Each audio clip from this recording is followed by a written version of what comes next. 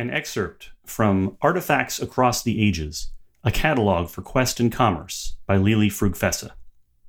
The infernal machine of Lum the Mad is rightly counted among the most curious and obtuse items of wondrous power in history.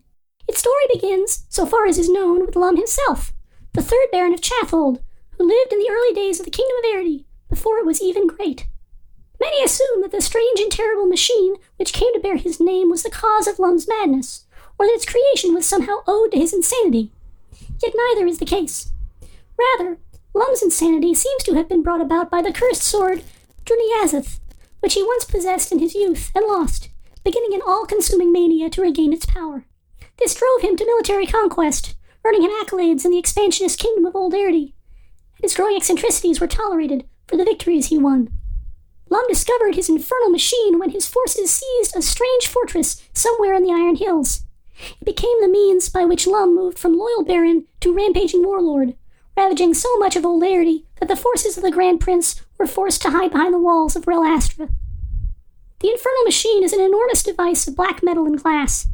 Its two sections are 1, a vast horseshoe, something like a table or a segment of a castle's battlement, and 2, a great glass chamber. The horseshoe table is set all over with buttons and dials and other arcane controls, by which the incredible power of the machine may be commanded. No exhaustive list of its capabilities has ever been compiled, but accounts of the machine in the field include conjuring vast elemental forces, summoning strange and horrifying monsters, and making alterations to the very stuff of time and space. The machine is notoriously inscrutable, and no owner since Lum seems to have been able to use it so dependably as Lum himself. It was seen most recently in the now-lost city of Roxas, and many ascribe the bizarre doom that befell the former Erde capital to a failed attempt to harness the potency of the device. Lum's own story came to an end when his former general, Liu Ko, switched his allegiance to the Erde crown and used his own strange, eponymous artifact, the Mighty Servant, to challenge Lum directly. Their final confrontation was a draw, as Lum came to an abrupt and mysterious end, not unlike every subsequent inheritor of his machine has. A cloud of glowing purple smoke, crackling with lightning, spread out from the machine, and both it and he were gone once the fog cleared. While the infernal machine has made a number of appearances over the centuries, Lum has not.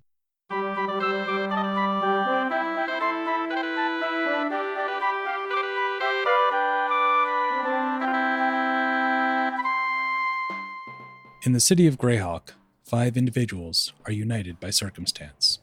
A brewer priest, a haunted swordsman, a living relic, a caustic criminal, and a golem without a past.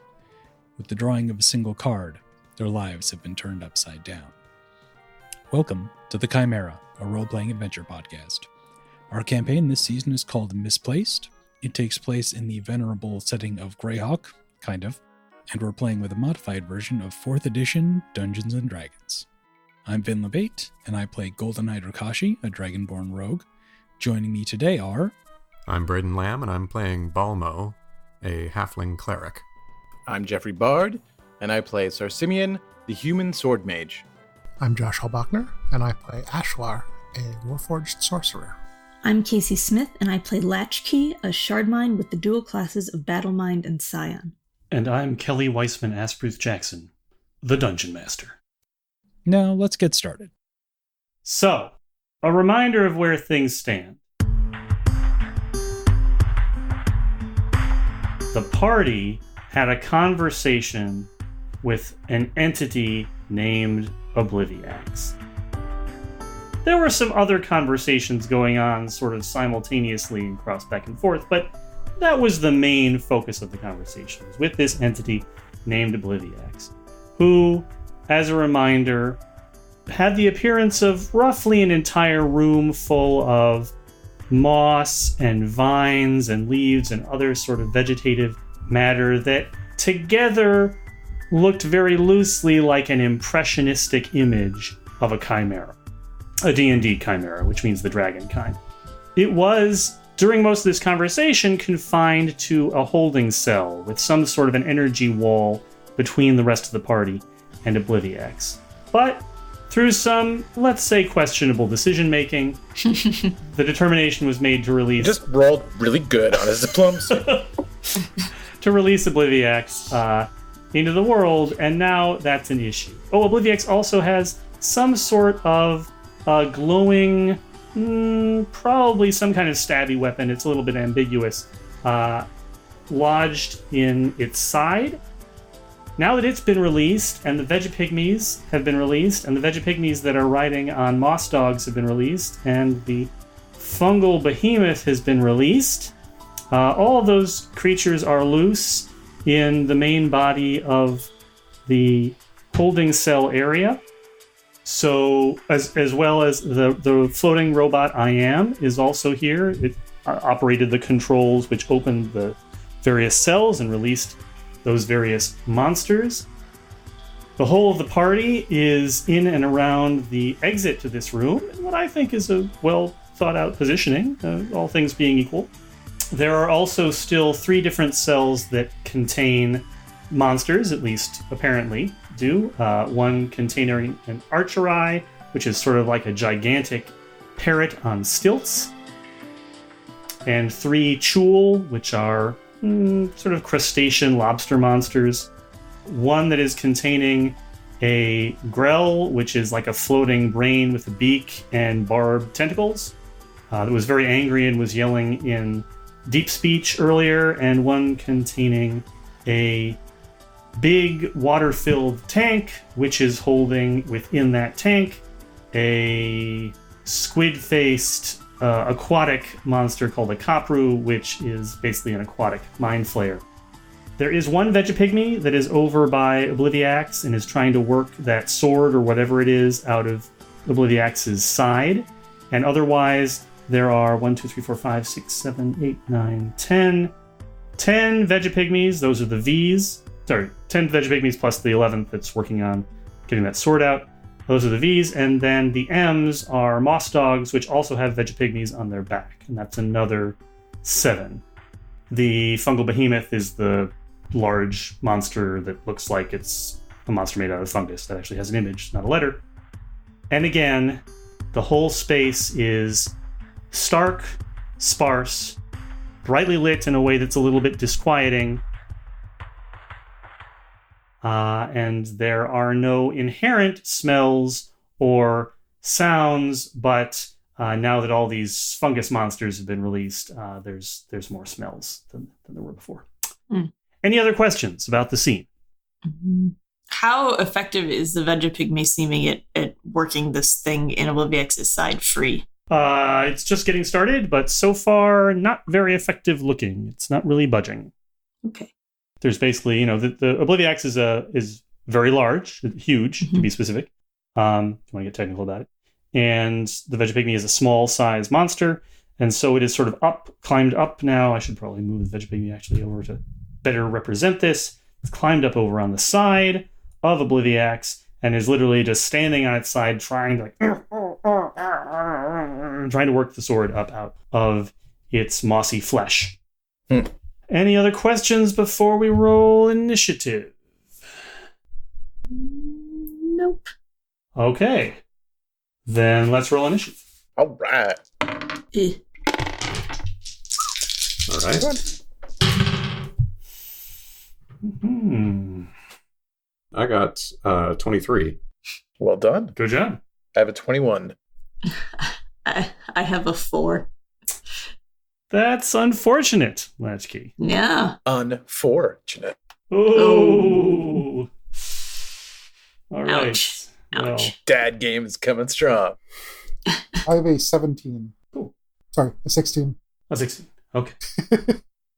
So I heard a 23, right, Braden? That's right. Anybody beat 23? Nope. Then it's Braden. All right. I'm going to do, let's see. Somehow this channel divinity ability is a minor action. Yep. So if Balmo is not already riding on, what did we decide his animal companion's name is? Bach? I think it was Bach. I think it was Bach. So Balmo's going to use his move action to climb on Bach's back. And then one minor action to channel divinity, malediction of foam.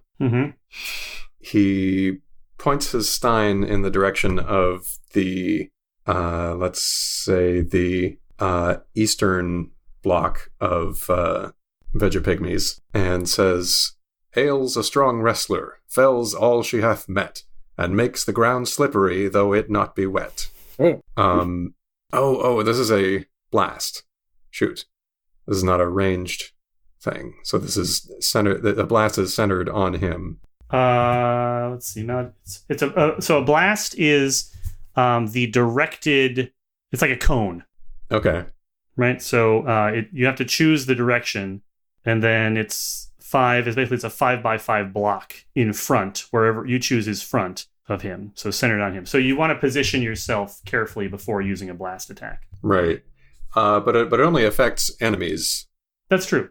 So can Balmo use his move to climb on Bach, and then Bach can move to... I can't move my icon.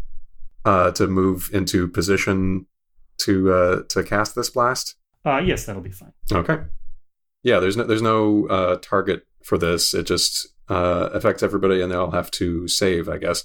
All enemies in the blast either take a -1 penalty to attack rolls and saving throws until the end of your next turn, and are pushed 1 square, or with this extra feat I think I took, or they are dazed. It's your call. Yeah. You choose. What does dazed do? Dazed makes it so that you only get one type of action, right? So normally on your turn you get a standard, a minor, and a move. And dazed, you can only have one of those. Okay, so he's gonna daze them. He hops on the back of his dog.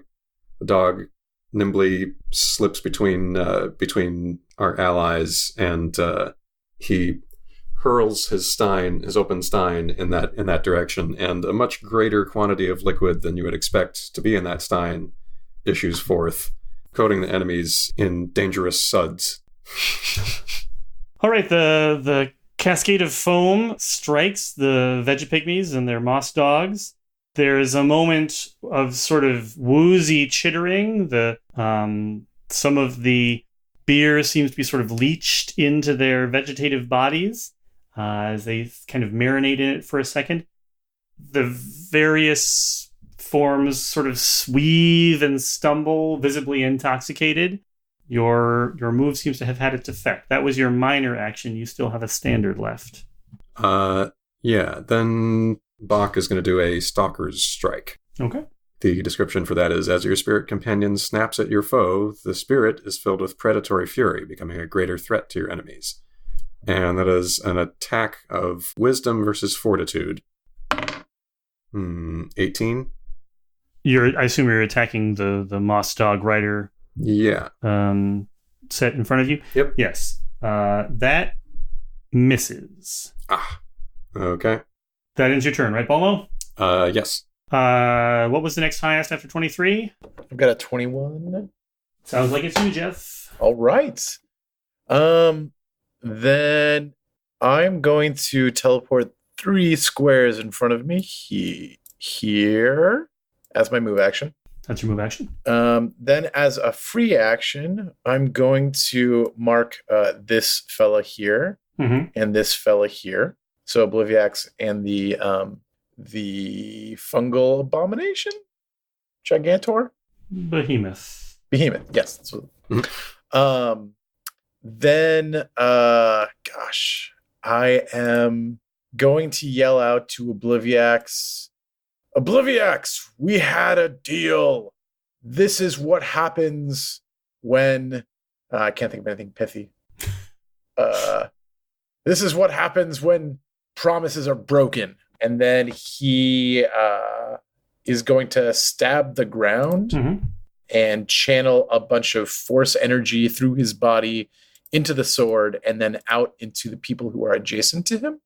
And that's going to be a force effect. Just basically a bunch of blue force erupts from both his anger and the sword in the ground.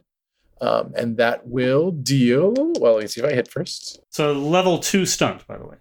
Level 2 stunt. I am going to... Well, Well, go ahead and roll first, because you can take the stunt bonus, including a bonus to hit, after you see what the roll is. And then for all these three guys that I'm adjacent to, those are all going to be the same attack roll? Or do I need to make a different attack roll for each one? You make one roll, and then... Okay. It's the same... This is actually different from the way it is supposed to be in 4th edition, but just in the interest of simplifying things. Okay, that makes sense. Just wanting to make one roll, and then we'll do the calculus off of that one number. So I roll 2 to hit, and my highest roll is a 25, and that's against reflex. Gotcha. Okay.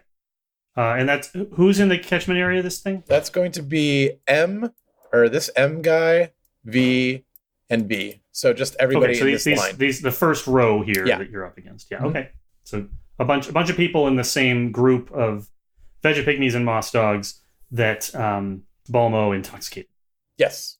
Certainly, it's 25 is good enough to hit. All right, that's going to deal 23 damage, and I will add the. Oh wait, can I increase the size of that burst? Yeah. Oh, I'm going to increase the size of that burst then by 1, so it'll get the next row over 2. Okay, that blast. So describe it to me again what the energy effect is. So it's a force effect. So it's force damage. The way I picture it is Larendaranjo is already kind of a blue and black blade. So all of the smoky blackness that kind of shifts and covers it disappears in a very bright burst.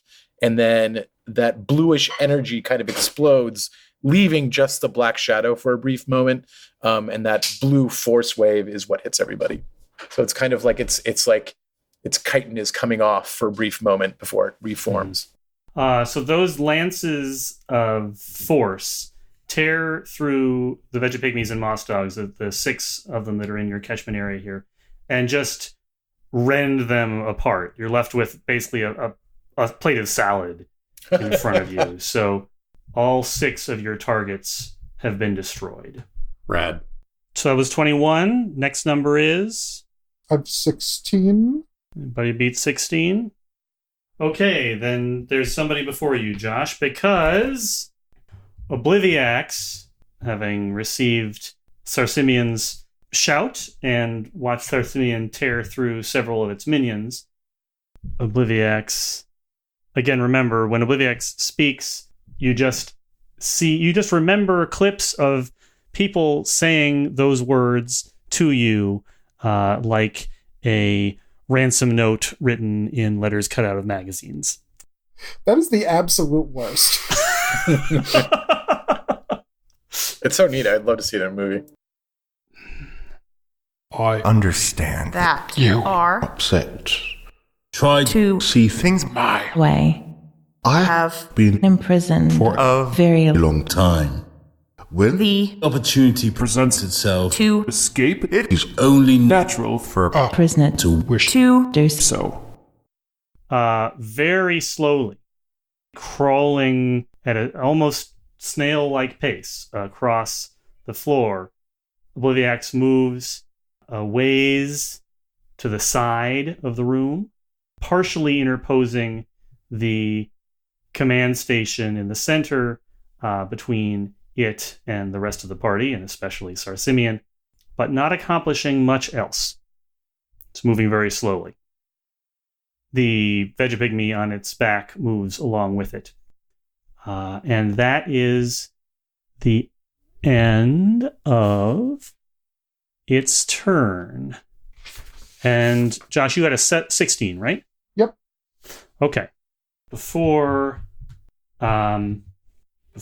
Ash acts, the fungal behemoth moves forward, lumbers over to Sarsimian, since Sarsimian has marked it, reaches up with a gooey, drippy fist, and brings it down hard, attempting to strike him on the head. What's your armor class, Sarsimian? 28 right now. Okay. The fist comes down hard, but just a little bit of a sidestep allows it to hit the ground fiercely rather than you, Sarsimian. So that shakes, thank goodness, a little bit, but it misses you with its strike. All right, Ash, you're up. Okay. So I'm going to stay right where I am. Mm-hmm. Check one thing real quick here. Yeah, so I will use my minor action to give the +2 bonus to myself and anyone who is adjacent to me. So that's all defenses. Cool. +2 until my next turn. Okay, for you, Latchkey and Bulma. Cool. Yep. And then I think what we get here is a little bit of a flashback. Basically imagine, an area a little bit outside of town, kind of sand and like scrubland or whatever. There's a table where there's like a little jade cat that is holding 2 different like little platters, and there are like coins piled up on each one of them, and one side is a little bit higher than the other. Ash and Latchkey are both standing there, and Latchkey has just finished setting up this complicated set of like basically wooden logs, probably with one big one in the front and some smaller ones behind. And then when they're done doing that, they go over and they put one more coin down on one side. Ash cracks his knuckles, turns his head away from them, and makes a gesture with his hand, and a burst of fire blows out, engulfs all of the sticks. He kind of laughs a little, goes over and takes one coin off of his side, and then goes to get ready to set up his turn. So, cut back to this, and you see Ash basically doing the same type of movement here. Just kind of like turn his head a little bit, arm fling out, and this giant burst of fire flares out from his hand to roll over the behemoth and then onto the pygmies behind him. Okay. So which attack is that? That is Burning Spray. Okay. And that's a blast. That's a close blast 3, and I'm using my move action. If I don't move, I can add +2 to a blast. Mm-hmm. So it's actually a blast 5. So yep. I think it hits everybody in this little section here. I think so. There are some dumb things about the way 4th edition organizes itself by default. I'm trying to ignore as many dumb things as possible. So I will say that works. I think that the intention in 4th edition is actually that the blast is always basically centered on the central square off of the character. But I think that's dumb and gets in the way of interesting positioning moves. So I like your plan. I'm agreeing to your plan. Okay.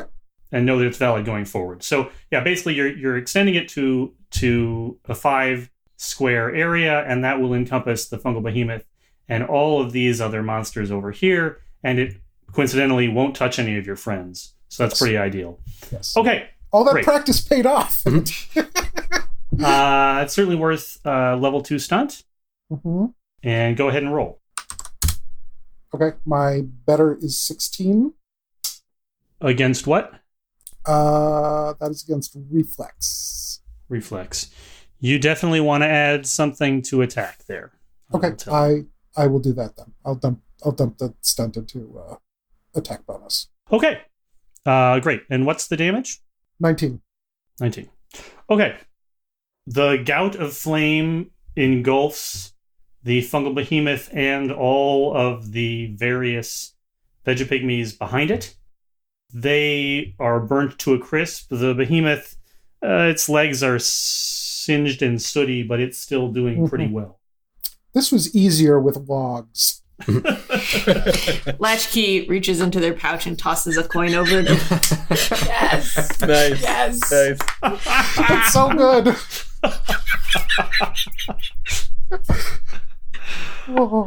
All right. With 17... Okay, 16. Who's after 16?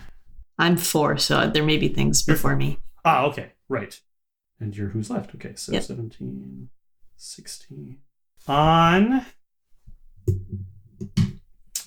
So all these things need to go off. This feels better. Mm-hmm. Yeah, it turns out that frying minions is pretty easy. After Ash makes his move, the 2 remaining Vegapygmies, one of whom is riding a moss dog, flee over towards Obliviax. One of them climbs up and starts helping the other Vegapygmy. And the other one comes down here. All right. Latchkey, go ahead. Okay, so Please kill those guys. I want to get around to so I can target the Vegapygmies on Obliviax's back. I can move and I can teleport. So can I get there in a turn? Let's see. Your teleport, you have a free teleport action, right? Yeah, and let me check and see how far I can go. I think the free teleport is 2, if I remember correctly. This is from being a Psion. Yeah, but then I think I ended up with 3 because I took something that either you get teleport or There's a feat that increases it by 1. Yeah. That's right. So it's just a free action. So you can teleport 3, which is good because A, it'll get you some distance, but also B, it will move you away from the fungal behemoth without triggering an attack of opportunity. Mm-hmm. Right. So if you were going to do that 1, 2, 3, I would probably put you over about here. Okay. So that's just a free action. And then, check out the ranges on your various effects. See what you want to do to the Vegapygmies. Okay. Let me see. And that bonus to defense that Ash was giving them is only while they are adjacent to Ash? Or did that start by being adjacent to Ash and continue till the end of the next turn? I don't remember. That's the Githyanki racial ability, right? Githzerai. Githzerai, excuse me. I can read it. I've got it open here. Mm-hmm. Githzerai may spend a minor action to gain a +2 bonus to all defenses for itself and all adjacent allies until the end of its next turn. So that's all we have to go on. Mm-hmm. How interesting that I worded it that way. I would read it as all allies who are adjacent at the time of the attack. So it means that you lose it by moving away from them, but it also means you can gain it by moving towards them. I think that makes more sense just narratively. So, So I have something that's an area burst with 1 within 10 squares. Yep. Will that hit? Yeah, you can easily, because it's within 10. 1, 2, 3, 4, 5. So they're 6 squares away from you. Okay. So yeah. All right. So Latchkey is going to kind of take a step forward, and as they step forward, they kind of disintegrate from the head up down to the toes and kind of reform several steps away. So they're more directly facing Obliviax and the moss dog and the Vegapygmies that are kind of climbing on top of them. And they're going to take their staff from their back where it was sort of crossed over their sword, and they're going to kind of hold it so that they're angled so that their head is kind of resting above the top of the staff, and they don't really have a mouth, but there's so you kind of have to imagine a blowing motion. There's kind of there's a glow that kind of brightens up their face, and then these sort of noxious looking sort of sickly green glowing particles kind of flow out from the top of the staff, which is a crystal, and kind of spread out and wash over all those creatures. Cool. That's a level 2 stunt, but I'm going to credit you a level 3 because the coin thing was funny. Cool. I'll take it. So I'll roll first and then pick my stunts. That's how we're doing it? Yep. Okay. 28. Natural 20 Nice. plus 8. Oh, shit. Okay. So, natural 20, which means we double the damage value from it. Nice. Heck yeah. You may want to factor that in when considering what you want to apply for your stunt value here. Okay, so Obliterate them. yeah, I am also going to. Gosh, let's see. So this was a ranged burst. Yes. Basically, it's a 3x3. A ranged burst 1 is a 3x3 area. Gotcha. Right?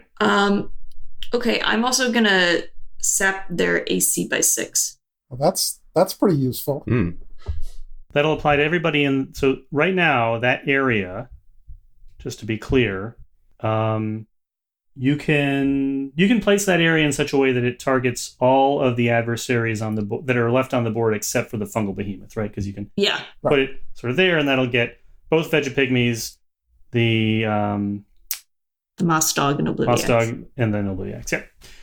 Okay, great. So the stunt value is the basically the temporary damage to AC, right? Mm-hmm. Yes. And then the actual value of the attack is 10 plus 1 penalty. Okay, dishearten. So yeah, everybody takes a penalty. All the targets take a penalty to their attack rolls equal to a certain number, and that number is 1 for you until the end of their next turn. Right. But the more important thing is that it's dealing 10 damage, which is doubled to 20 damage, which means all of the adversaries except for Obliviax are now off the board. Woo! And the fungal behemoth, which is over there. Right. So you successfully not just disheartened, but took away the Vegapygmies' will to continue to exist, such that they keeled over, forlorn, and passed away of ennui. Yeah. Wilted away, as it were. Exactly. That's why you got to water them. Or they die of sadness. Exactly. So, a successful turn of events. Does that end your turn? Yes. Okay. Obliviax says, Well, drat. He's so proper. I am, uses its turn to move away from all this mishigas. And yeah, okay. That ends the turn. That ends the round, rather. Which means we wheel back around to Balmo. All right. Let's start with a flashback then. Mm-hmm. So in some previous episode, maybe it was the flashback outside the cube. No, I think it was... No, it was one of these inside the cube games. I mentioned either Gomir or Geir. Anyway, these are two old dwarfs that were regulars at the Western Wind. Mm-hmm. One of the tables in the tavern area has a tabletop that pulls off to reveal a 9 men's Morris board, which is kind of like a very simple Chinese checkers. And every day, every afternoon for at least a month, as far as anybody can remember, these two dwarfs, Gomir and Geir, would sit there and play 9 men's Morris, and Gomir would win every single game. And they were just very stoic about the whole thing. They would play in almost complete silence and then share a drink and then go their separate ways. One day, Balmo was witness to this. Geir won, and Gomir stood up, still kind of proper, but very calmly, announced that this game, 9 men's Morris, is for simpletons. And he walked away, and nobody ever saw Gomir or Geir in the Western Wind again. Wow. Woo. But from watching these two, Balmo learned some movement tactics. So Balmo's going to hop off of Bach. Bach is going to circle around the fungal behemoth and come over here to a flanking position. Mm-hmm. Balmo, meanwhile, is going to dash between the 3 legs of this creature and end up over here, so that they end up what do you call it? Adjacent. And as he dodges between the legs, he will do a righteous brand cleric attack and announces to this behemoth, "Your arse has caught the eye of Wenta, and Sarsimian is her hand." So don't know how I feel about so he that. swings this has unfortunate implications. the idea here is that Wenta is going to be swatting the behind of whatever creature is being attacked here. Yes, SWAT. That's the first place my mind went. You think I should reword this a little bit? No. What's done is You're done. good. Yeah, no. So it's a melee weapon attack. I And, think as soon as Valmo says it, everyone just kind of exchanges Glances immediately. Is it unprofessional to just lose it laughing in the middle of a monster fight? So if he hits, then Sarsimian will gain a bonus to his melee attack against that target, equal to my strength modifier until the end of my turn. Until the end of my next turn. Oh, nice. We'll check it. Cool. Okay. Let's go ahead and roll. All right. If this qualifies for a feat, I think I'm gonna add something to hit. Because I definitely you've got 3 levels worth of stunts there, man. All right, cool. Because I got I rolled a 13 versus AC. So your total is 13 versus AC. Yeah. Currently. Unfortunately, it was a good stunt, but it wasn't good enough to make that a hit. Mm-hmm. Oh, so no 3 levels of stunt are gonna bring that up to hit that AC. Not to the monster's AC, no. Okay. So, can I do something? So you basically just gave it a little whack and it didn't care. Well, that was my move and my standard attack. I can do a. You can do the half damage on a miss, man. If you didn't put that into hit and put it into the half damage on a miss instead. Oh yeah. Good point. Yeah. Damage on a miss. Good call. Good catch. All right.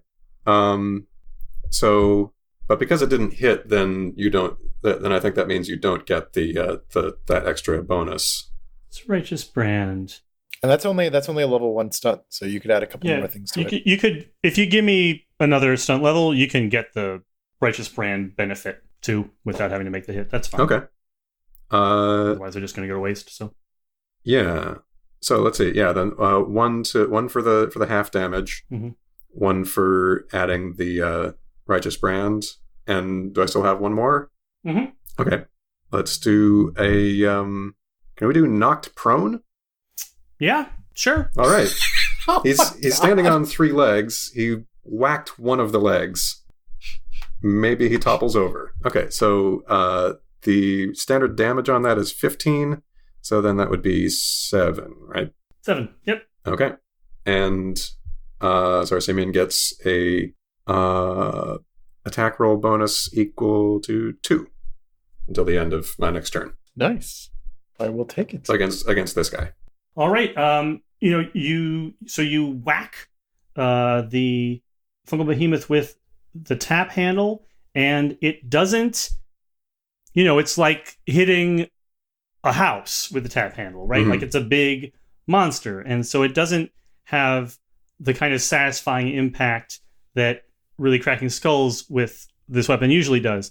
But it just sort of the monster itself kind of vibrates with the power of Saint Wenta, and you strike for a second, and it does indeed fall over, not like toppling completely off of its feet, but basically getting knocked on its ass. Good enough for me. Which I am supposed to be swatting at some point? Yes. Again, swatting. Yes, that's definitely what we're expecting to have happen. I'm looking at the image of this thing, and I don't think it can really have space for an ass. Right. Because the it's third kind of an leg comes assless out monster. I think the ass is metaphorical. The third leg comes out of the back where the ass should be. Or Josh, so Josh, does it have 3 asses? in between asses. Okay. Oh, God. All right. So that happened. Oh, Jesus Christ. Some answers we don't need. Imagining Vin listening to this to edit now. All right, it sounds like it's Sarsimian's turn. Okay. Ash, do you need this guy adjacent to you? No. Okay. So in a puff of blue and black smoke, Sarsimian disappears and reappears right next to the dais that has all the controls on it. He, with his left hand, which is non-dominant hand, he raises Larendenjo up into the sky. A lightning bolt kind of comes out of nowhere, as lightning bolts do in this world. and kind of courses across his chest into his outstretched hand, and a bolt of lightning zips across towards the behemoth. Using lightning lore, I'm going to attempt to pull the behemoth closer to me in my direction. Okay. Let's see. Yeah. We'll call that a level 1 stunt. Felt like a level 1 stunt. All right, that's going to be a 27 to hit. And that's against... This is against Fortitude. Yep. And this is going to do 19 damage. It's going to be of the lightning type. And I don't know what I want to do for a stunt. You can always take more damage. Yeah, I guess I'll just take more damage. So add 6 more damage to that. So it'll be 25 damage. The Fungal Behemoth is looking less worse for wear at this point. Badly charred by the electricity, zips over to where I just moved it on the map, adjacent to Sarsimian. And I'm done. Okay. Obliviax moves here, sort of rounding the control panel towards Sarsimian. And... And he gives up and goes back into his cell. All right, we'll go with this. God, he's got a paper for it. Yeah, because my computer has not liked all the things I ask it to do, I've moved now to printing things out so that I can reference them on paper, because my computer can't yell at me if I'm looking at a sheet of paper. So trying to bring up one of 8 PDFs. By moving this close to Sarsimian, the dragon head, which has a very long neck and teeth, such as they are, kind of made out of... do you know what the little gooey tendrils on a sundew plant look like? Yes. No. They're kind of translucent, gooey bits of vegetable matter that sundew is one of several types of carnivorous plant. It's kind of got like a whole forest of tiny little lollipops. Yeah. Mm-hmm. Yeah. But like the head of the lollipop is actually like a sticky droplet. Mm-hmm. Yep. Yeah, they're Something murder lollipops. Murder lollipops. Okay. I'm looking at it now. It reaches out with its long neck and attempts to bite you, Sarsimian. Sarsimian attempts to not be in the way. Your will resistance. Boo. My will is currently 20. Yeah, it gets a big old chunk of you with its terrible lollipops. Your mind, as the gooey things that aren't teeth but count for teeth in this instance, sink into your skin and saturate your clothing. Your mind is a flash with a whole series of images cut together as though by a third-year film student, way too quick to process or make any sort of narrative sense out of effectively, but there's a general sense of violence and danger and fear and death. Definitely Kallista features in there prominently, but again, there's too many quick cuts to really appreciate what's going on. The strike is for 25 damage. Ooh. And everybody else can... This only affects Sarsimian, but just so you know, Sarsimian, you can't see the fungal behemoth anymore. Oh my gosh, really? Yeah. That's very weird. So in response to this attack, unless there's something else that Obliviax is going to do, one of my class abilities is Dimensional Harrier. Whenever I am struck by an attack, I may sacrifice my next turn's minor action to teleport to a square adjacent to the attacker and make a basic attack against it, which I would like to do when I get an opportunity. Yes. If I Let me can. just make sure I'm following what you're saying. Yeah. You get to resolve that now. All right, I will resolve that now. I will teleport adjacent to Obliviax. On the other side of him. No, right here. Just in front. Okay. Short distance. And I will hit him with a basic attack. That will be against AC 26. Hit. And that will do 23 damage. Okay. Nice. If you hit me, Obliviax, I will hit you thrice in return. I Only count the once. Saw Semyon. 2 more are coming. The Songal Behemoth does something that Sarsimian isn't privy to, but everybody else can see as it moving around. Like this. In the process, it has to move through a space you're threatening, Latchkey, so you can get a free basic attack in on it as an attack of opportunity if you want. Sure. Ooh, also moving out of my threatened area. That's true, yep. So you both get free basic attacks. Okay. The Fungal Behemoth. Okay. 25. 23. Oh, both hit. Woo. Awesome. So mine is 14 damage. Mm-hmm. And 6 more if it is an aberration. It is not. Okay. I figured it counted as a plant. It is a perfectly natural fungal behemoth. How dare you? And my damage is 1d8 unless anything else gets added to that, which I don't think it does. So I think it's just 8. Okay. It completely ignores those blows, by the way, but I mean, you definitely landed them. I'm just letting you know its response is nil to them.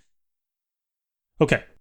It comes around to the side of Obliviax, and it reaches out with its 2 gooey fists and starts working on that sword. Uh-oh. No. And Boo.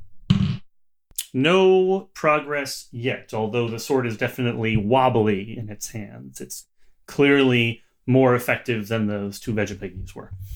Don't like it. That's the end of its turn. It is Ash's turn. Okie doke. Okay, so I'm going to start. I will use my newly acquired cantrip to put up a shield. So that's +4 to AC and reflex, I believe. Yep. Which applies to just you, right? That's just me, yes. And I guess what I am going to do, I see it come up towards Obliviax and starts pulling on the sword. And I'm going to look at it for a second and then just kind of staring right at it. I don't think so. Big, heaving, like, not quite, like, like a breath. And so all of the tattoos and everything, like, light up, and glow, kind of like with this upwards rippling effect. Mm-hmm. Until it looks like I've got, my breath almost fully held, and, like, some heat starts to come off, like my hair area starts to, like, almost crackle a little bit. Mm-hmm. And then basically just blow out this gout of flame and wind directly towards where the behemoth is. So, hoping to damage it, but also push it away. Okay. Which one is that? The original attack name is Dragon Frost. Oh, right. It's the one you changed to Dragonfire. Yep. Got it. So, let's see. That's 20 is the higher one. Mm-hmm. Versus Fortitude? 20 versus Fortitude. All right, it's a hit. Okay. It's a level 1 stunt. So, let's see. So it's 17 damage. Mm-hmm. The effect is to push it 1 square. And is that something that I can add on with a stunt level? Sure. Slide it 1 more? Yep. Yeah. Okay, so I just want to push it, I guess, 2 squares back towards the corner here, the, like, Grell enclosure, so that it's not actually adjacent to Obliviax. You did. That's it. Okay. So that was, how much damage was that, did you say? 17? 17. Again, it seems unperturbed by the attack itself. But it does, its hands get wrenched off of the weapon that it's trying to pull free from Obliviax. It gets pushed back into the corner of the room and away from where it was doing its work. And Ash, what are you doing? Obliviax is over here.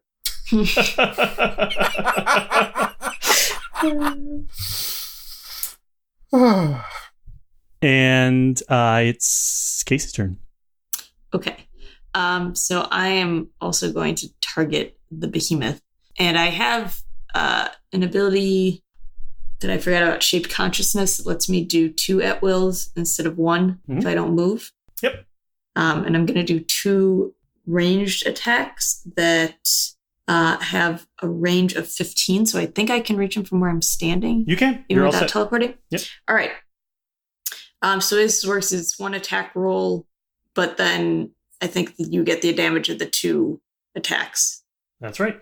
So Latchkey is going to watch this behemoth kind of move away after Ash's attack. And they're going to glance over at Ash and say, I guess it's my turn to stack the logs.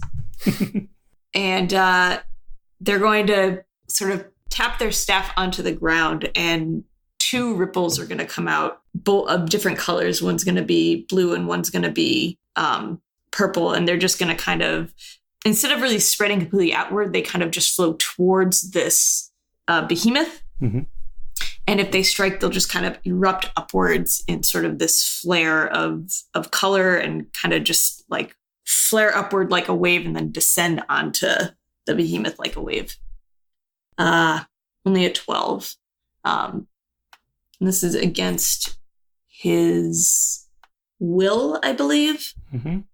And then if there's anything I can do to help that with stunts. So level 2 stunt. Okay. So attack on will. Uh-huh.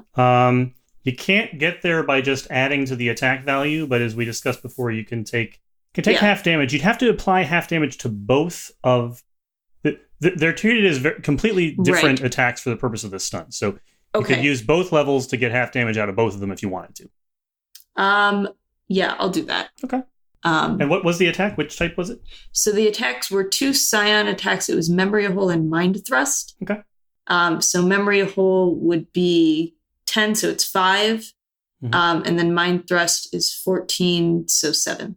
So 12 total. Okay. And you're not going to get the benefit of them because they're... Right. Not but really. You did do damage. Okay. You've been watching this now for a while. It's starting to dawn on the people who've been watching things with the fungal behemoth that it seems to be ignoring the damage you're inflicting on it, but Obliviax is looking worse. That is... So, is that your end of your turn, Latchkey? Yes. Okay. I am is going to move over here towards the door and say, it seems like you have this under control. I'm just going to step out into the hallway for a little while and let me know when you're done. Balmo says, good man. Keep an eye on Demertha. I am. I was going to use your for stunt. You can ask I am not to do that if you want. I'm just... No. Okay, Braden, it's all you, dude. Okay. Balmo is going to stay put, I think. Mm-hmm. If anything, he'll just beckon Bach over and climb on top of her in place where he is. Mm-hmm. Then... Oh, let's do another flashback. This is back at the Owlbear's Head. Balmo and Rowan were always kind of frenemies. Balmo has just brought in a shipment of ale, and Rowan has come to help unload it in front of Tess, the barmaid, and he's showing off. He's hoisting a keg all on his own, and strains a muscle in his back, and Balmo has a good laugh at this. Later in the evening, Balmo is talking about. Someone asks him what he's brought in this time, and he says, "Oh, it's some more hinterland stout." But something funny happened when I came to drop it off. Rowan picked up a keg, and he carried it all the way inside. It was amazing to see. Completely glossing over Rowan's injury. Rowan gives him a little nod and surreptitiously buys his next drink. So this is going to be a healing word on Sarsemian. So he hoists his stein and says Slancha. And you get You spend a healing surge, so you get your healing surge value back. Okay. Plus 15 hit points.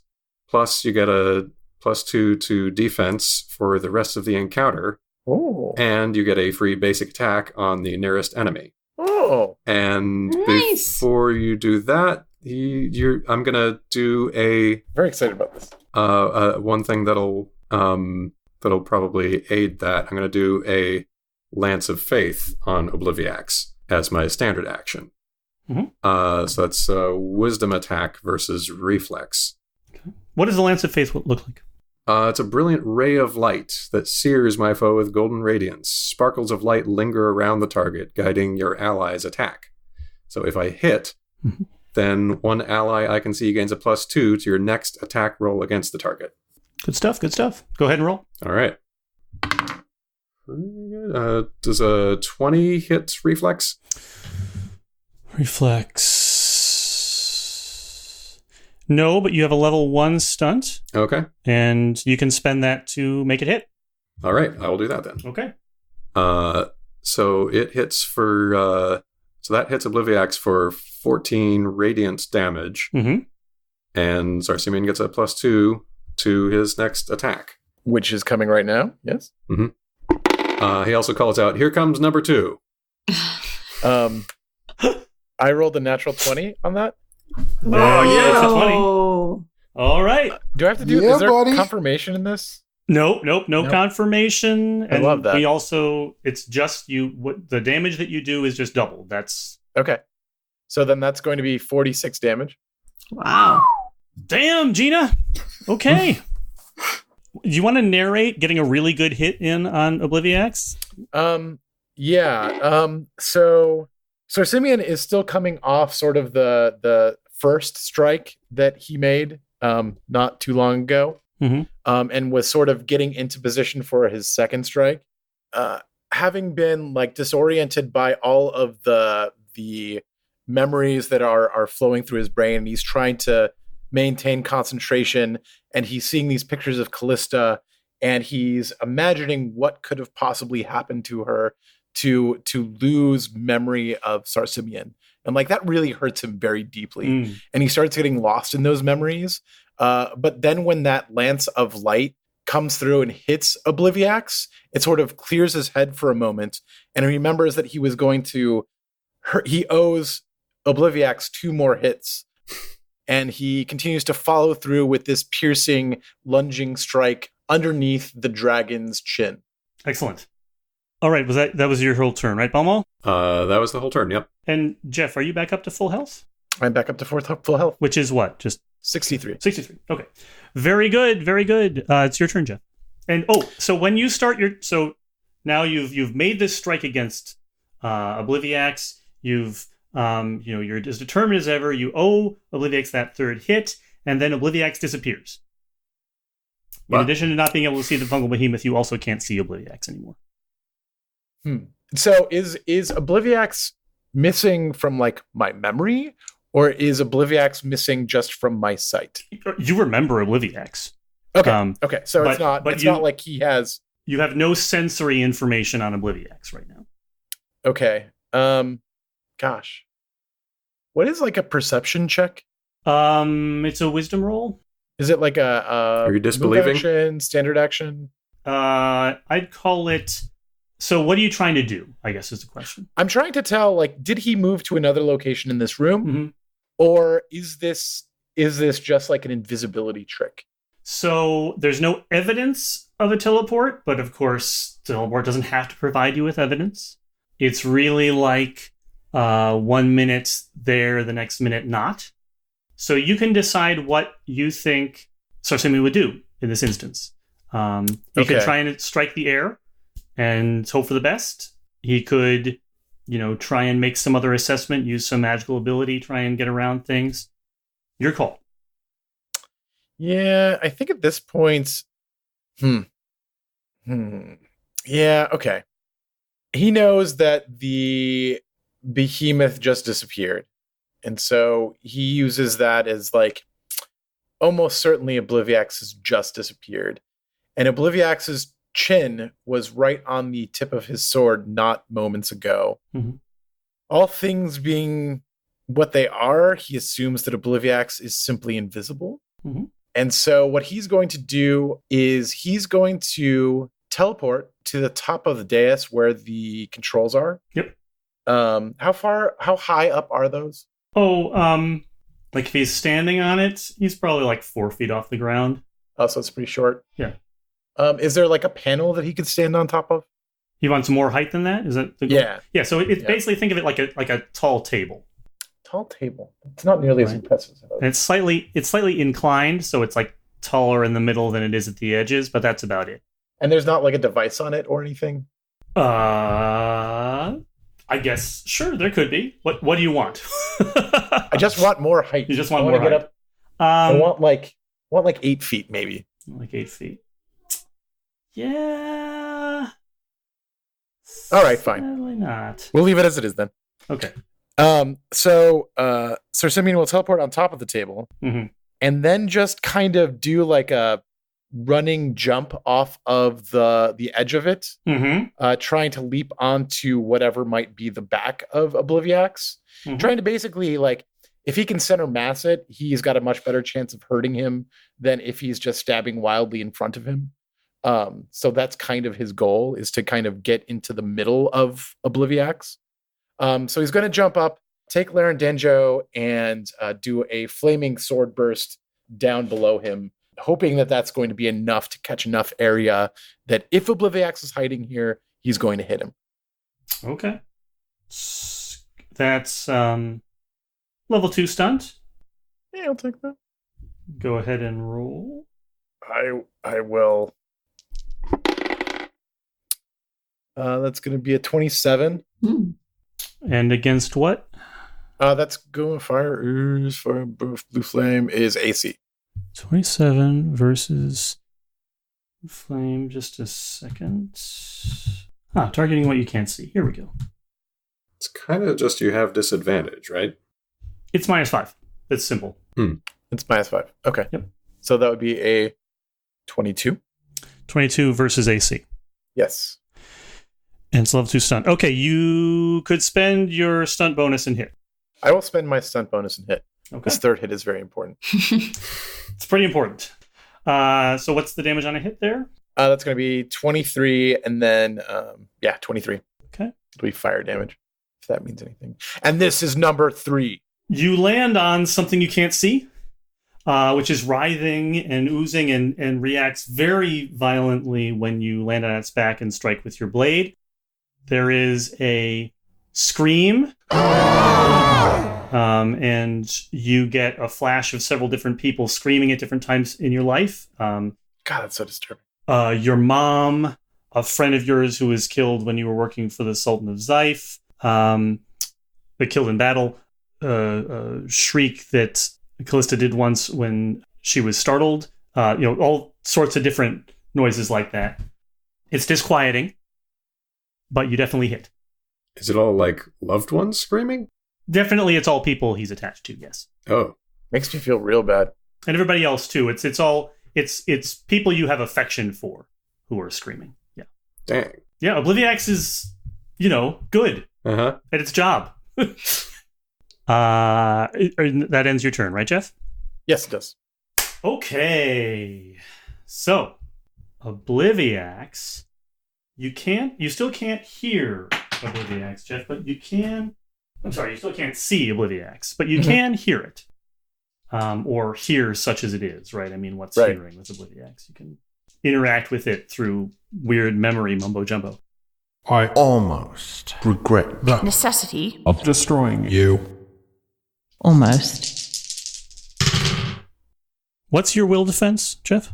Balmo, that was to all defenses or just AC? Oh, I think it was, let's see. It may not matter. Yeah, +2 to all defenses until the end of the encounter. Then Will is going to be 22. Will is 22. Oh, okay. So everyone else can see what Sir Simeon can't actually see, which is all 3 of the monstrous heads on Obliviax move in to bite Sir Simeon at once. And despite let's see, wait a second. If it's got invisibility, does it get a benefit to attack with? I'll bet you it does. Yeah. Don't provoke attack of opportunities. You have combat advantage. Okay. Which means 22 was the will defense, right? Yes, correct. Oh, that sucks for you, Sarsimian. All 3 of the attacks, which is 2 bite-ish things and 1 sort of buffet with the ram's horns, which again, as described before, are actually like giant fiddlehead ferns. But all 3 blows land on Sarsimian for a total of... Too much damage. 50 damage. Ooh. So here's the effects you're under, Sarsimian. Well, you still can't see. Okay. You still can't see the fungal behemoth. And so Sarsimian is actually on this thing's back. So you're kind of over here. And on the back of Obliviax, oozes up out of the body of Obliviax this new shape, about 6 feet tall. It sort of congeals and then gets more and more definition until it starts moving on its own volition. It's essentially a rough outline sketch of Sarsimian made out of moss and other vegetative bits that appears next to Sarsimian and brings up its thorny vegetable sword in a threatening move on him. Yikes. Thanks, I hate it. Oh, how convenient. Great. So from your perspective, Sarsimian, again, you still can't see this thing you're on top of that you know to be Obliviax, but you can now see this rough impression of you made out of moss and other gross stuff that is now threatening you with its thorn sword. And yeah, that's the end of Obliviax's turn. With the end of its turn, you can see Obliviax now. You can now sense. Okay. That's a temporary... Wait, is that right? How long does that effect last? I'm not sure. No, well... No, you're just not going to be able to see it. Sorry. Okay, fair. You're kind of just screwed out of seeing Obliviax from now on, I'm afraid. But you can see the monster that is now threatening you. And Obliviax has ended its turn, so it is... Latchkey was... Well, now you owe him 9. Oh, I do owe him 9. Yeah, that's going to be rough. Ash, you're on 16, right? Yeah. Okay, it's Ash's turn. Yeah. Okie dokie. Oh, wait, sorry. I forgot about the fungal behemoth. It moves over here and tries to take out the sword. And it's still not doing it. Whew. That's good. All right, your turn, Ash. Okie dokie. Shit. I agree. You've left me in an awkward spot here, Sarsimian. You can blow me up. It's fine. I certainly can, but I don't know that I really want to. I don't think I've got that one on the books. The resurrect. Mm-hmm.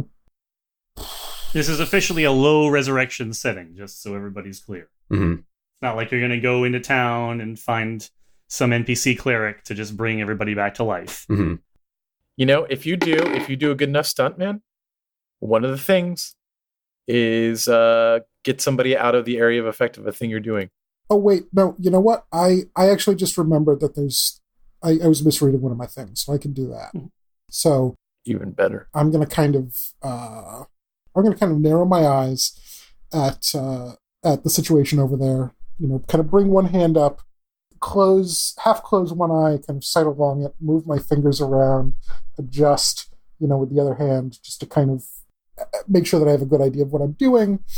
And then I'm going to fling out the one hand, just pointing a single finger, and shoot this very tightly focused bolt of fire, just straight across, right over the top of the table thing in the middle, and right into Obliviax.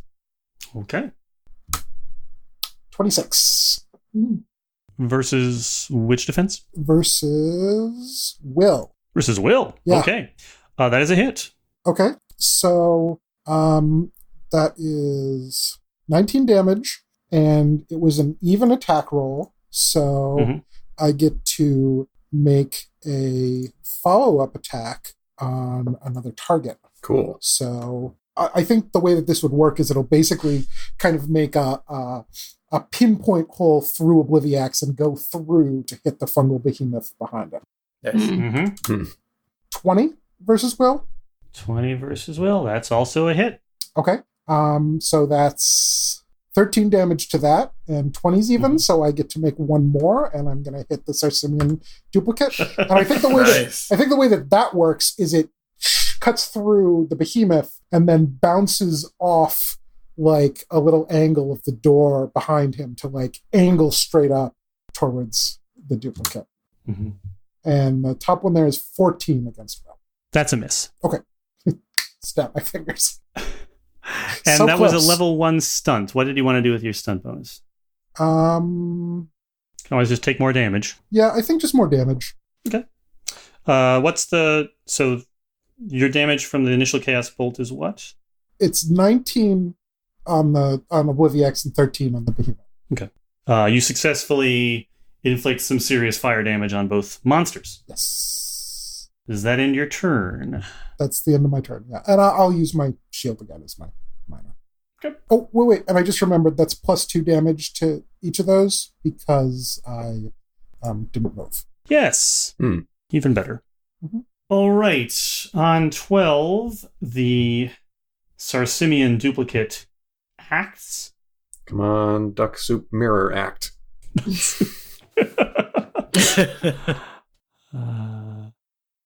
Sarsimian, it moves as though it is going to lunge and strike at you with its thorn sword.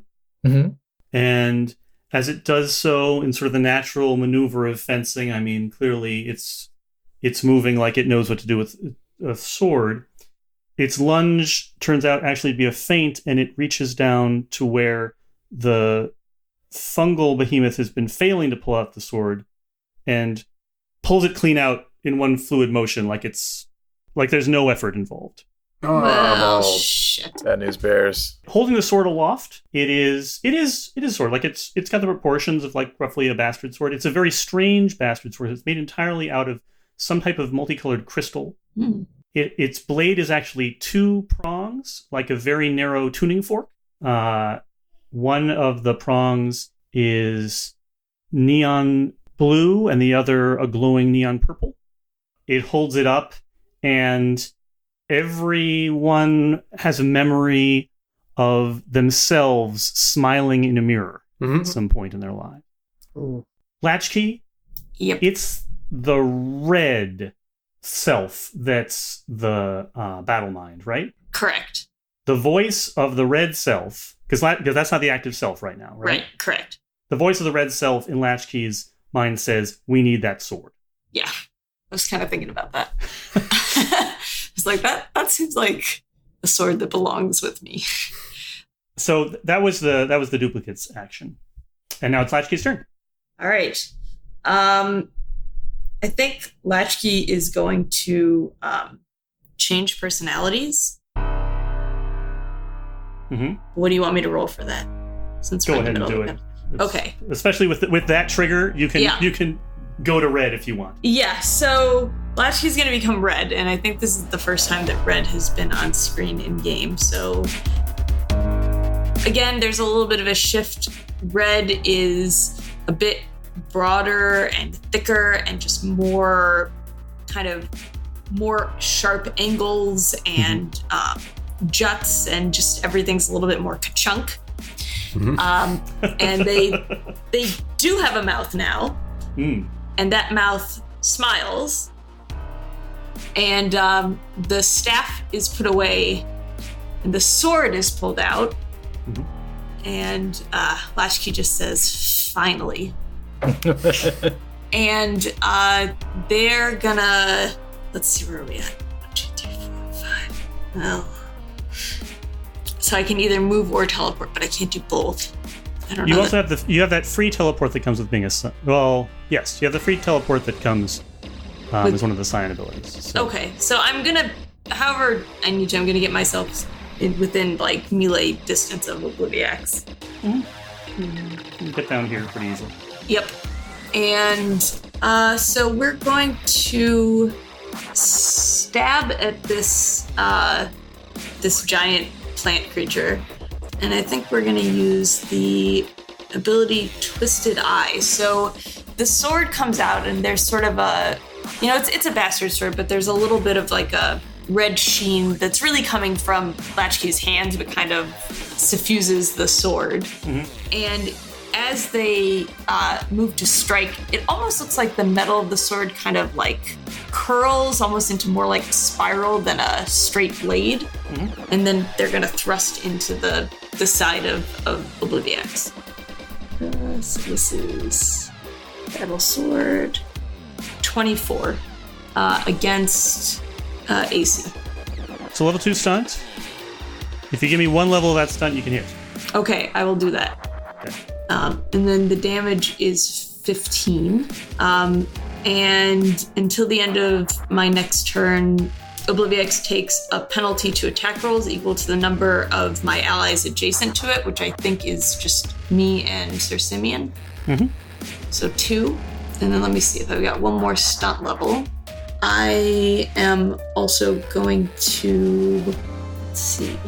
Can I do strike 2 targets? Right. You can. Yes, that's one of the effects for a melee is strike at 2 targets. So yes. Okay. Then I'm also going to go for the doppelganger. Yep. And that's certainly good enough to. Oh, wait. It's an AC attack. You said. So Yeah. No, it's Nope, not. no you good. whiff on the doppelganger. Yep. Okay. Alrighty. Doppelganger has a high AC. Okay. And I think that ends my turn. Great. Then, Brayden, it's your turn. What are you going to do? Balmo digs his heels into Bach's sides and spurs her forward with not actual spurs, but up along to the side of Obliviax here. Tilts his mug in Zarsimian's direction with another healing word. So that's healing surge value and 15 more. I assume the +2 defense doesn't stack. And then a free basic attack for you on the nearest enemy. Oh my gosh. And then what Balmo's going to do is I realized I was calculating the melee weapon attacks wrong. I should have added a little bit more to that. So it's going to be Priest Shield Cleric attack. Swings his tap handle around and attempts to drive it into the side of Obliviax and says, "May our coffins be made from 100-year teak, and may that tree be planted on Monday next week." So that's going to be a strength versus AC. If it hits, Sir Simeon's going to get a +1 bonus to AC until the end of my next turn. No. Come on. You got it. No, it was a 5. Oh. I don't think that's going to hit. 5 plus 11, 16. So that's not going to hit AC. That's not going to hit. It was a 2-level stunt, though, so you can definitely take the half damage from the attack. Yeah, let's do that. So the damage is 15, which brings it down to 7. And then, so does that use up both levels of stunt? I think that's all you can get with. Okay. If you had like more stunt levels, there's maybe some other stuff you could stack in there. But since you didn't win on the attack roll. Yeah. Is that resolve your turn? That was there's a move, minor, and a standard. Yep. And, very good. Very effective. And so I'll do my standard attack or my free attack. Yep. If my daughter lets me. And you have your choice, Sir Simeon, because the duplicate and Obliviax are both equally close. So I'm whichever one. Try to hit Obliviax, I think. Mm-hmm. So this is going to be an 18 plus 13. It'll be 31 to hit. That's a hit. And it will do 23 damage. Okay. Nice.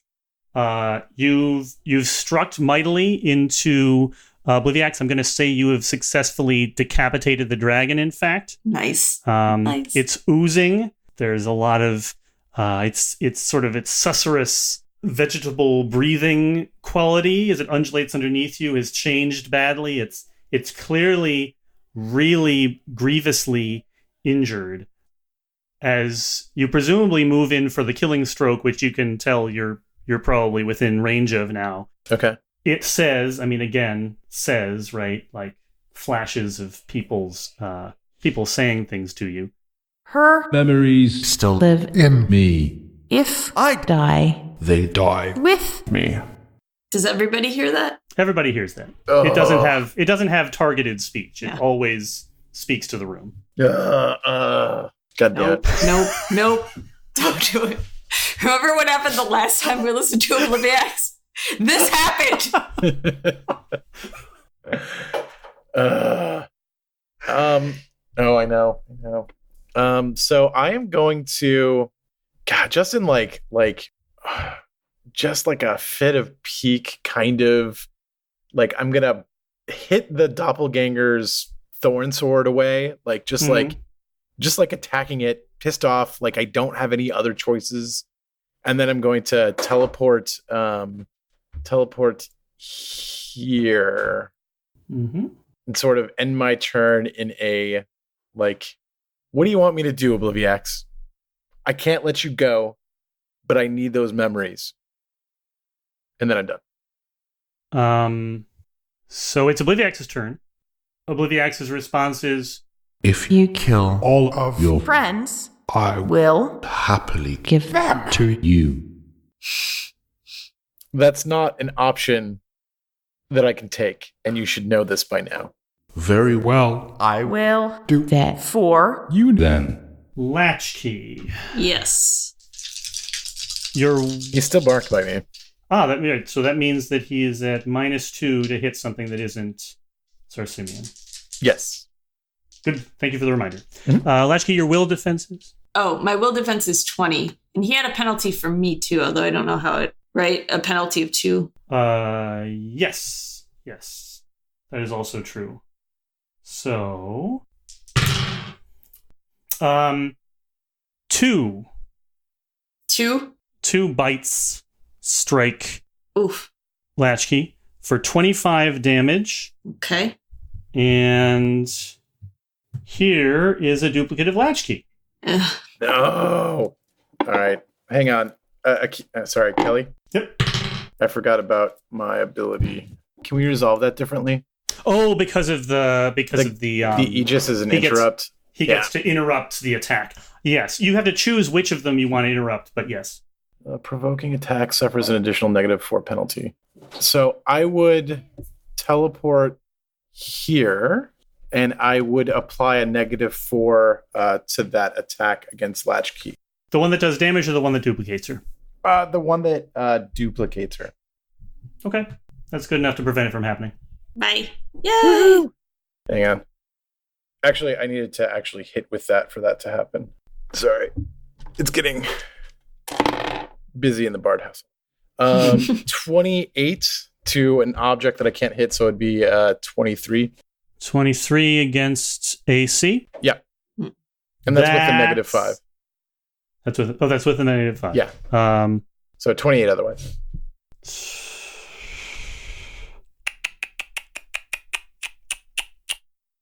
What does it do? Nope, that's a miss.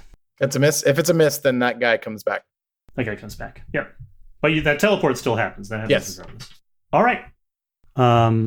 Ash is at 16, I think. Ash is at 16. Yep. I guess it's going to be another firebolt. So I'm going to crack my robot knuckles again. What does that sound like? Probably kind of like, industrial machinery, like gears grinding. Oh, ouch. Gonna bring up a hand, kind of making the OK symbol to one eye, look through it, bring it out to the furthest depth possible, and then just flick the finger forward and shoot the beam out of it this time. I'm targeting Obliviax directly. Okay, so as it's obvious that you are winding up for a strike, Obliviax starts to sort of flail rhetorically. I can tell you so much, Ashlar. where you come from, your people's history. Show many Questions I could answer. state Your can.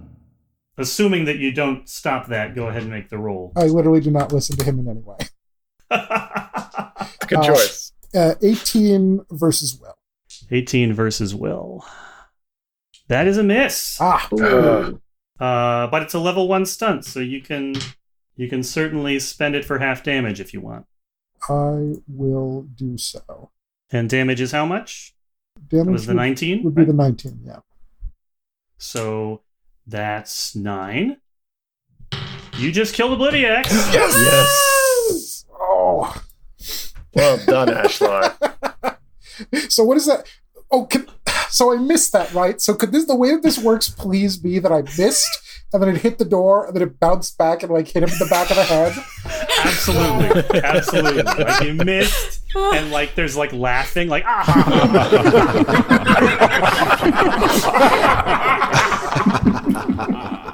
various times when you were embarrassed in the past and people were laughing at you. And then it bounces off of the force field behind it and ricochets and hits Obliviax, and it dies. Yes, that's satisfying. Awesome. So Obliviax dies.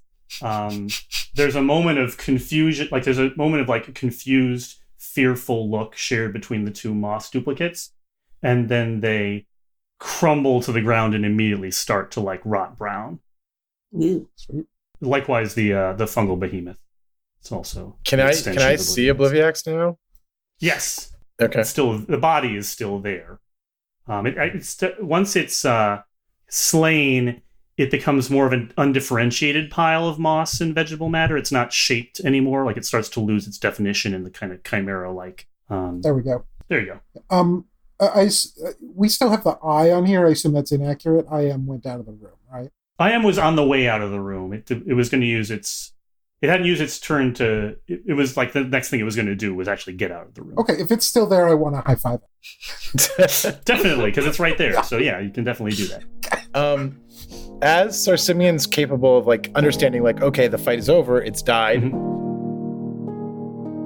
He's going to quickly check his body for vials and stuff, stuff that he's just kept around.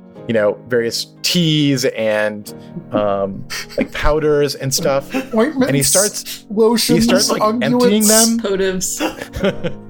He starts emptying them and then going over to Obliviax and picking parts of it that look relevant and putting them into the vials. He's kind of using his background in some dude who was an herbalist. Kind of gave him sort of a basic rundown on what he does, and so he's kind of trying to pick apart the parts of Obliviax that look like they might be able to be turned into some kind of concoction. So the spory parts and the fuzzy parts and the discolored parts all go into different vials, and that's what he's doing from this point forward. That's a great / horrible plan. But first, it's actually Latchkey's turn. Oh, God. Latchkey is going to pick up that sword. Very good. So when Latchkey picks up the sword, it feels so right in their hand. And as they grip the pommel and raise it up and check its weight, the weight is beautiful. It feels like an extension of themselves, basically, just how fluidly it flows. Mm-hmm. A voice in Latchkey's head says, "Hello, my name is Reason. What would you like to kill today?" It's a very stilted voice. Okay. The day is early yet. We shall see. And I think Latchkey is going to kind of set down their other sword and replace it with Reason. Sort of put it onto the other cross of its back. Very good. Very good. All right. Anything else while Sir Simeon is trying to gather up as many scraps of Obliviax as possible? Anything else anyone wants to do before we end this session? I'm just saying, Jeff, I've read the Book of the New Sun, and this sort of thing never ends well for anybody. The memories are going to be in here. I know it. That's what I'm worried about.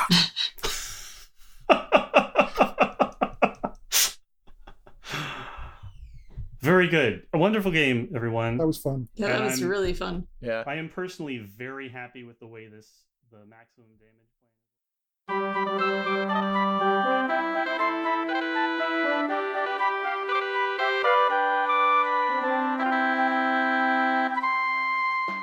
That's it this week for the Chimera. Our theme music is Hoof, Heart, and Hiss by Matt Weber. You can find a link to more of Matt's work and any other music used in this episode in the show notes. You can also find us online at thechimera.space or on Twitter and Facebook at ChimeraPod. If you enjoy the show, please consider leaving us a rating and review on Apple Podcasts or just telling your friends. Join us back here in 2 weeks for the next episode, and thanks for listening.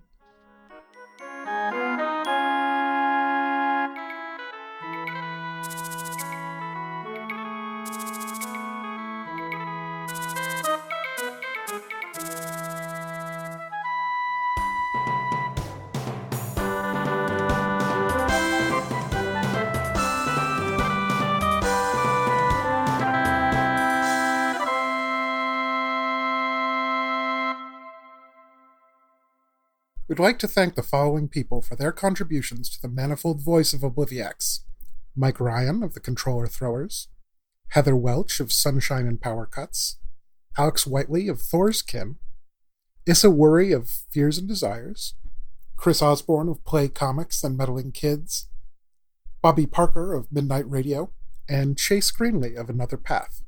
You can find the addresses to all of these podcasts down in our show notes.